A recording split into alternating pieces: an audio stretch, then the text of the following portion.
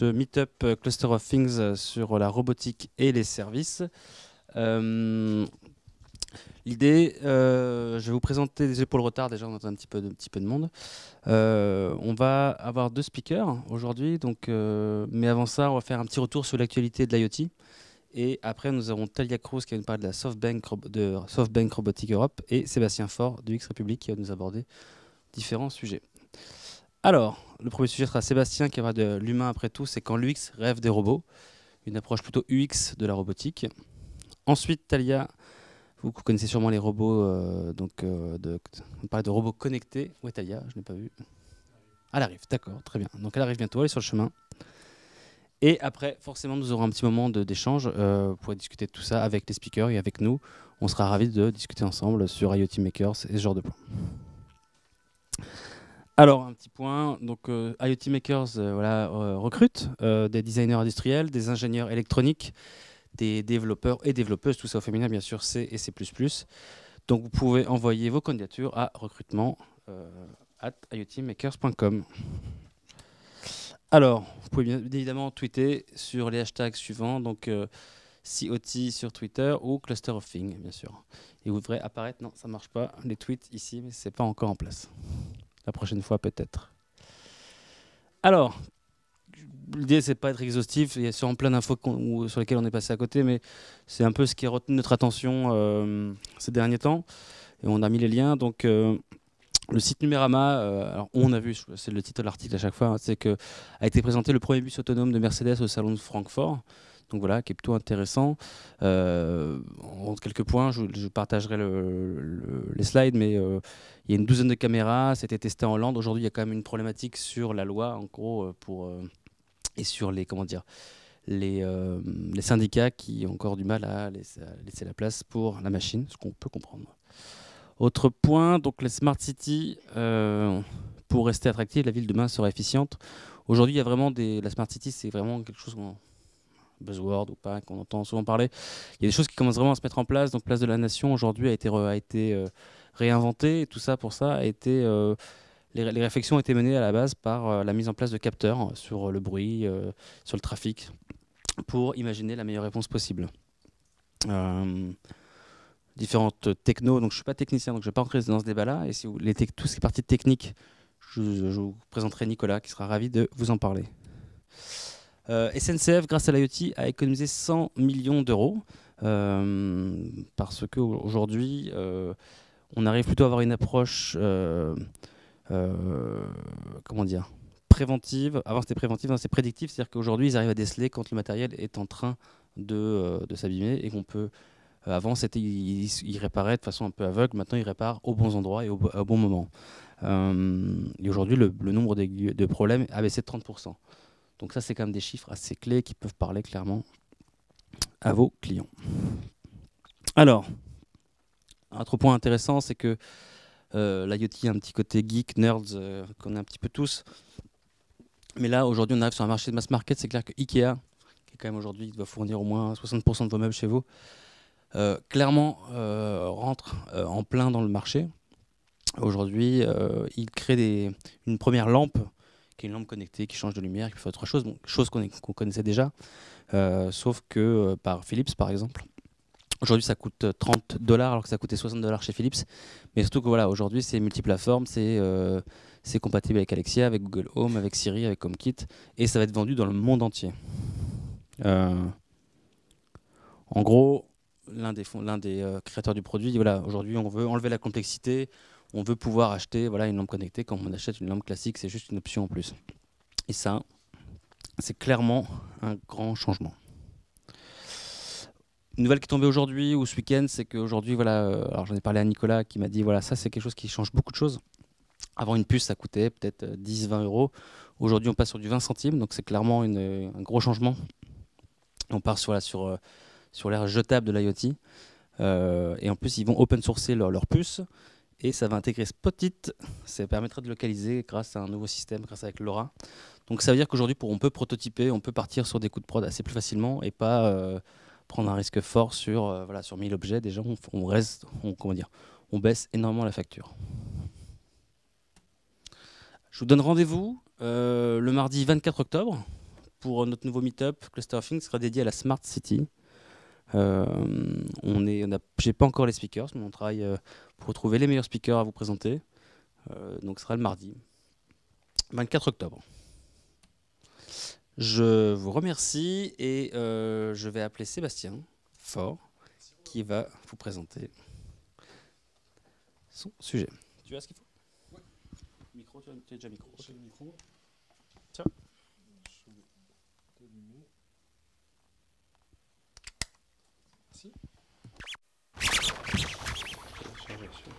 C'est chargé.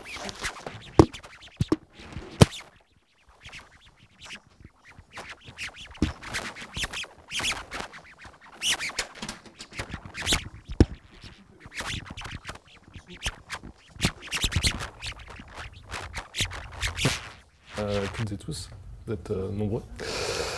Donc voilà, donc moi je vais vous parler de Human After All quand l'UX rêve des robots. Donc moi je suis UX designer et content manager chez UX République, donc je m'occupe du blog et d'autres projets. Et du coup je vais faire part moi d'un peu d'une vision plus prospective de ce que nous en tant que UX, comment on pourrait aborder la robotique en tant que UX et qu'est-ce que ça pourrait nous apporter. Donc déjà, moi, pour commencer cette réflexion, quand Nicolas m'a demandé de faire la présentation, je me suis posé la question de déjà, qu'est-ce qu'un robot en fait? Parce qu'on parle de robotique, on en parle beaucoup, on s'imagine beaucoup de choses. Donc je suis allé rechercher sur Wikipédia. C'est assez simple. Et un robot, en fait, c'est assez simple. C'est un dispositif conçu pour accomplir automatiquement des tâches reproduisant des actions humaines. Donc c'est vraiment la reproduction d'actions humaines par un dispositif. Ça ne nous donne pas la forme que peut revêtir le robot, c'est pas forcément un humanoïde, c'est pas forcément sur des chenilles, c'est simplement un dispositif qui automatise des actions qu'un être humain pourrait faire et du coup peut nous décharger potentiellement en tant qu'utilisateur de certaines actions répétitives. Et par exemple, donc c'est le cas avec Cosmo. Vous voyez, Cosmo, c'est ce jouet qui a été lancé aux États-Unis, qui est un petit robot qui déclenche des expressions sur son visage, on le verra plus tard, et qui cartonne. Et pour le coup, c'est un robot, mais qui n'a pas une forme humanoïde. Et également, un robot, c'est Asimov. Donc, si on parle de robot, on doit forcément parler d'Asimov à un moment donné. Et donc, j'ai extrait la loi numéro 2 d'Asimov sur les robots, qui est un robot doit obéir aux ordres qui lui sont donnés par un être humain. Et ça, moi, ça m'a particulièrement intéressé en tant que UX, où c'est l'utilisateur qui va demander quelque chose au robot et c'est pas l'utilisateur qui va se soumettre au robot. Là, je trouvais ça intéressant comme démarche, parce qu'on recentre là par là déjà sur l'utilisateur et pas sur le produit. Et du coup, je me suis intéressé justement, par rapport à cette loi numéro 2, aux interactions qu'il y a entre les robots et les hommes. Et pour ça, je suis allé voir dans la littérature et dans l'art en général. Parce que c'est vrai que depuis Asimov, en fait, l'art s'intéresse aux robots et a apporté une réflexion assez forte. Et quand on va sur Internet, quand on tape robot, on arrive très très vite sur de la bande dessinée, des tableaux, des films, des mangas. Et en premier lieu, moi, ce que je retiens et qui m'intéresse particulièrement, c'est 2001 Odyssée de l'espace.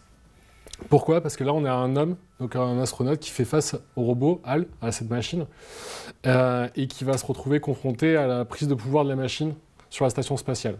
Et ce robot, en fait, il interagit avec l'humain à travers cette diode qui s'allume et qui s'éteint, et une voix off. Et à un moment donné, dans le film, vous l'avez vu le film? Ouais. Donc HAL prend le contrôle de la station et arrête de parler et s'éteint. Et en fait, toute l'émotion de HAL vient simplement d'une diode et d'une voix off.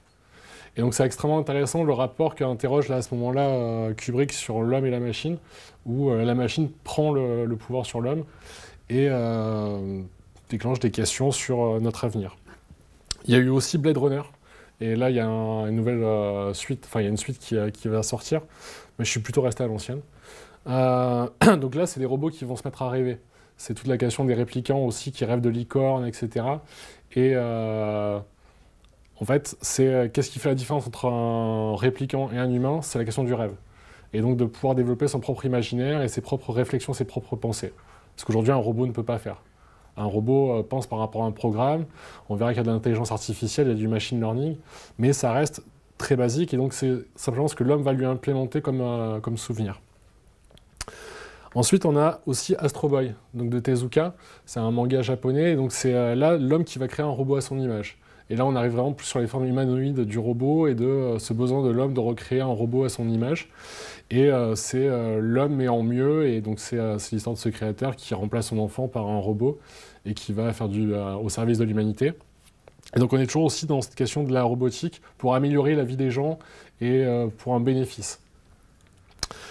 Et enfin, dernier exemple que j'ai pris dans le domaine de l'art, c'est Wall-E, donc de Pixar, où là, les robots vont développer dans le film leurs propres émotions, en fait.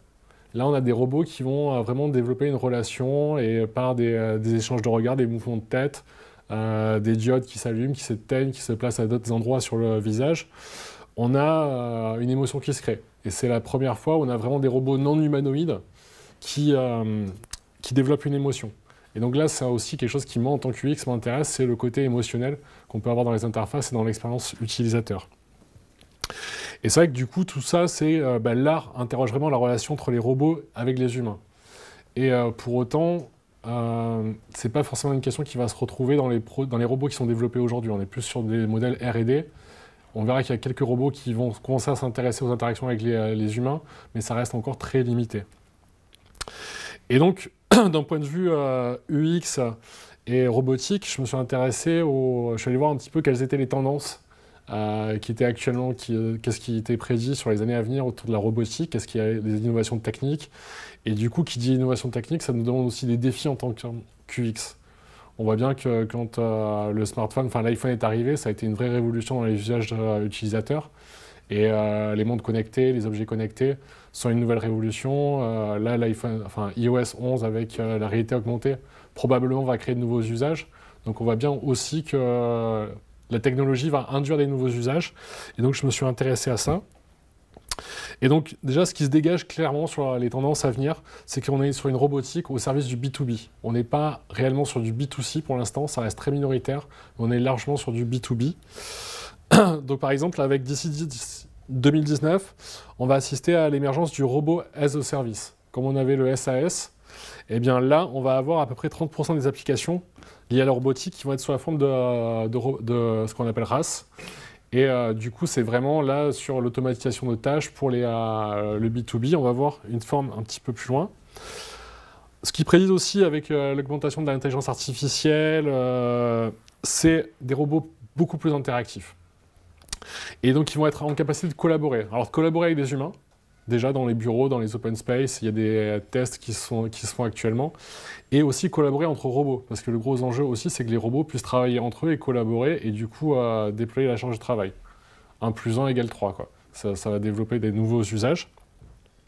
Et l'idée, c'est que ce soit facilité, que ça devienne suffisamment simple et intéressant pour que ce soit aussi implémenté dans les entreprises et que ce soit intéressant pour elles. On va assister aussi à la naissance d'un RoboNet. Comme on a l'Internet, les robots vont être connectés entre eux par un cloud et vont partager leur intelligence artificielle.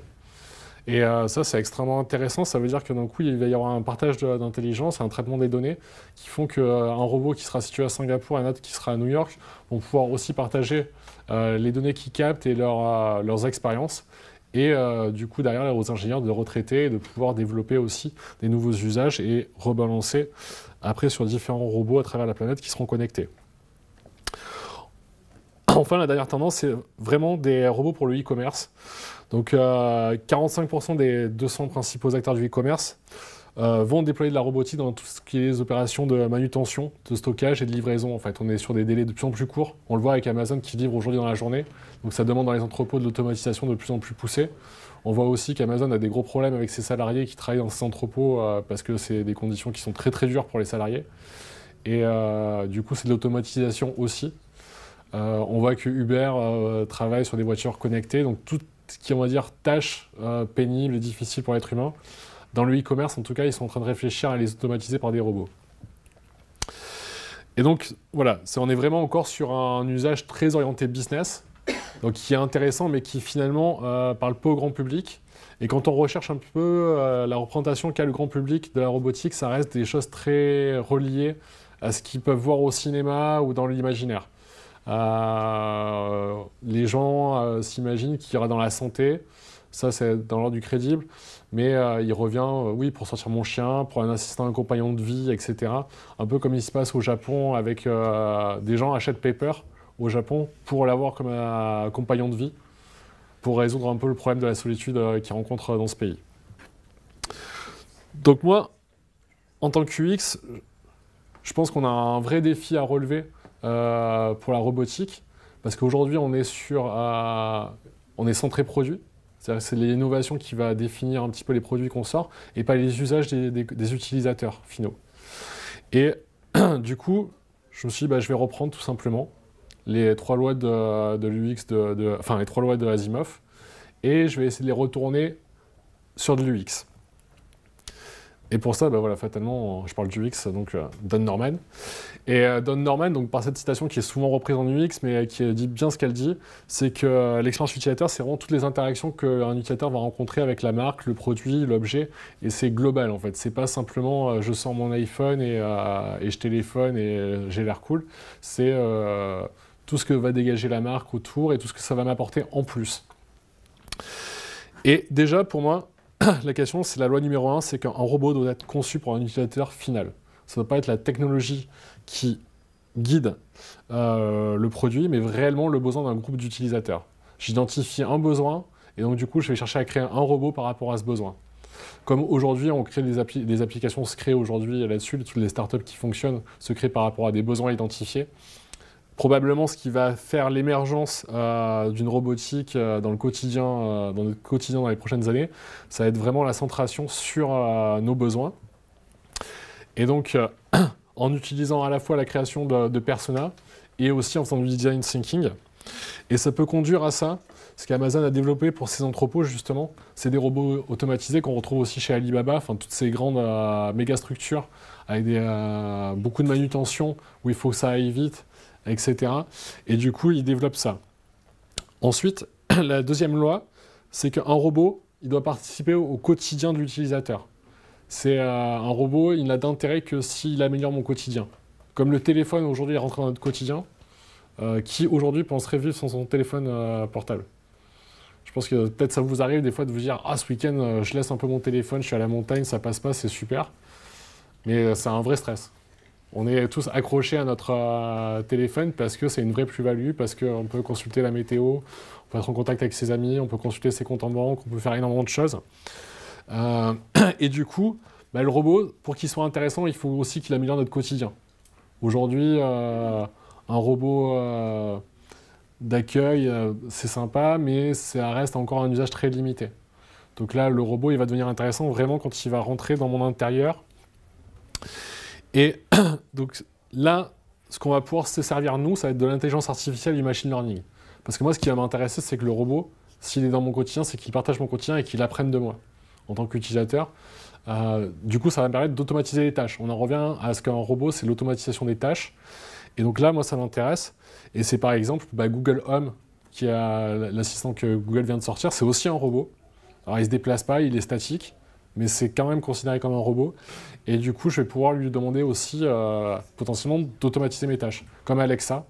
Voilà, il sait qu'à telle heure, je me lève le matin, pouvoir déclencher ma machine à café, commander mon Uber pour partir au travail, ou tout ce qui est un petit peu contraignant dans la vie quotidienne.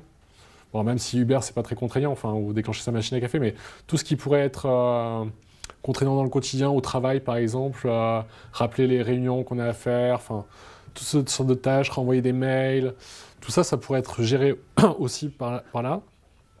On a aussi eCube, qui lui apprend par interaction avec les humains. Donc là, c'est plus un robot de R&D. Mais ce qui est très intéressant, c'est que là, on est vraiment dans le machine learning et même dans le deep learning. C'est au fur et à mesure qu'on lui fait des tâches. Et donc ça, on est vraiment dans la psychologie du développement. Le robot apprend comme un enfant. Donc il apprend des difficultés, des problèmes qu'il rencontre. Et donc il monte en compétence au fur et à mesure de son expérience. Donc ça peut être aussi une perspective très intéressante en termes de user experience, j'ai un robot qui ne sait pas faire grand-chose et je vais le conformer à mes besoins. Enfin, la troisième loi, c'est qu'un robot doit avoir des émotions. Alors j'ai mis avoir entre guillemets parce qu'on sait qu'un robot ne peut pas produire d'émotions par lui-même, on doit lui programmer ses émotions, mais la question de l'émotion aujourd'hui elle est essentielle. C'est le vice-président d'Adobe qui a déclaré l'an dernier, lors d'une des conférences Adobe, que l'émotion allait être le nouveau critère de jugement des expériences. Aujourd'hui, on est OK que toutes les applications, tous les services, ergonomiquement, ils sont super, le design est super, et ce qui va différencier un service d'un autre, ça va être la question de l'émotion qui va procurer le service. Et du coup, pour ça, le robot il doit être capable de détecter et de partager des émotions avec son utilisateur. Ça veut dire qu'aussi, les designers, on doit aussi s'intéresser aux utilisateurs finaux, donc rentrer en empathie, comprendre aussi à qui on va s'adresser, quelles vont être les émotions que l'on veut transmettre et que l'on veut capter. Et c'est aussi de la collaboration entre le robot et l'humain, l'utilisateur qui va l'utiliser. Donc pour ça, on a Pepper de SoftBank Robotics qui, en tant qu'agent d'accueil, lui, commence à détecter les émotions. Donc ça, c'est très intéressant parce qu'il est capable de détecter le stress d'un visiteur qui arrive et qui ne sait pas où est sa salle de réunion, il est en retard, etc. Donc il va être capable de s'adapter et de gérer le stress. On a Cosmo, justement, ce robot qui est à destination des enfants, qui va créer des émotions. Donc si on joue avec Cosmo et qu'il perd, eh bien, il a une palette d'expressions où il va être pas content, il va se lever le matin, donc il a ses petits yeux qui vont se réveiller le matin, donc il va accompagner l'enfant dans son quotidien, et c'est ce qui fait son immense succès aux États-Unis. Là, il vient d'être lancé en France, et c'est annoncé comme un des grands succès de Noël pour les enfants, malgré que ça coûte 200 €, c'est quand même annoncé comme un très gros succès, et c'est la première fois qu'on a un robot grand public qui travaille cette question des émotions. Et aux États-Unis, ils pensent que justement une des clés du succès, parce qu'il ne fait pas grand-chose en fait, ce robot, c'est simplement le côté émotionnel en fait. Il bouge la tête, il y a ces petites diodes qui s'allument, qui se ferment. Et du coup, ça c'est vraiment très intéressant. Et ils ont repris complètement Wall-E en fait. Le design, on reconnaît quand même assez bien les yeux de Wall-E. Et ils ont travaillé sur une humanisation sans en faire un humanoïde. Donc ça aussi c'est intéressant. Parce qu'on se rend compte que la plupart des robots qui sont vraiment à l'œuvre, c'est des robots avec des chenilles parce que c'est des robots qui doivent être pratiques. Après, volontairement, je ne vais pas parler des robots qui sont utilisés dans l'armée. On aurait pu aussi évoquer ça, parce que c'est un des grands champs de recherche et développement aujourd'hui sur les robots. C'est tout ce qui est drone, robots tueurs, etc. Enfin, il y a récemment Tesla, le patron de Tesla, ouais, Elon Musk, qui a déclaré que c'était un des grands dangers pour l'humanité, qu'il fallait réfléchir à ça. Il y a les patrons des GAFA qui commencent à se positionner par rapport aux robots. Donc c'est aussi des enjeux. Et évidemment, quand on commence à parler de robots, ce qui vient très rapidement aussi sur l'article de Wikipédia, c'est le cas, c'est le robot et l'éthique en fait. Très rapidement, on arrive sur ces questions d'éthique parce qu'il y a probablement cette question de vouloir recréer un humain robotisé, etc. Et aussi, on a vu tous les débats pendant la présidentielle sur la place des robots qui remplaceraient l'homme et la perte du travail. Et du coup, il y a un mouvement qui s'appelle Time Well Spent, qui est un mouvement qui s'intéresse plus aujourd'hui à toutes les plateformes web et aux applications, qui est un mouvement de designers aux États-Unis qui est très intéressant et qui, eux, souhaitent de déplacer le centre de gravité des services. Moi, je l'ai réappliqué aux robots, de la conception des robots du produit vers l'utilisateur. Aujourd'hui, Time Well Spent, ce qu'ils disent, c'est qu'on nous produit des services qui, en fait, nous font perdre du temps, et au lieu de nous en faire gagner. Et c'est pour ça qu'il s'appelle Time Well Spent, temps bien dépensé. Et ils considèrent que l'UX doit au contraire se mettre au service des utilisateurs et qu'on peut réconcilier e-commerce, business et besoins utilisateurs. Et donc pour ça, il faut qu'on conçoive des robots qui améliorent durablement la vie des utilisateurs. Ce n'est pas simplement un robot qui va améliorer ma vie pendant une action. Il faut que ce soit vraiment dans mon quotidien, durablement. Et à partir de là, ça aura, pour moi, en tant que UX, un vrai intérêt de commencer à designer de la robotique et travailler sur du quotidien. Peut-être que dans 10 ans, on fera des applications robotiques comme on fait des applications pour les smartphones. Alors un petit takeaway avant de partir. Donc, un robot, c'est pas seulement un humanoïde. Ça, il faut bien... Parce qu'on a souvent cette image-là, cette représentation-là. Donc un robot, ça va être conçu pour un utilisateur final. Ça peut paraître basique, mais il faut toujours se le rappeler. C'est comme en UX, quand on démarre chez un client, on commence à lui rappeler, à lui demander quels sont ses utilisateurs finaux, à qui il s'adresse. Là, il faut le faire. C'est un robot, il participe au quotidien de l'utilisateur. Que ce soit au travail, dans le bureau, quand je suis accueilli par Pepper, ou que j'ai un Google Home qui va me faciliter des tâches, pareil. Et la question des émotions. Ça, c'était la question la plus difficile, techniquement, à travailler. Mais comme l'exemple de 2001 Odyssée de l'espace, où une simple diode avec un rythme et une voix off crée de l'émotion parce qu'il y a une relation qui se crée entre la machine et l'homme. Là encore, c'est à nous aussi de trouver l'expérience, à quel moment on va intervenir avec le robot va intervenir avec nous. C'est assez sympa. Voilà, bah, je vous remercie. Et voilà, est-ce que vous avez des questions, des remarques? Non? Très bien.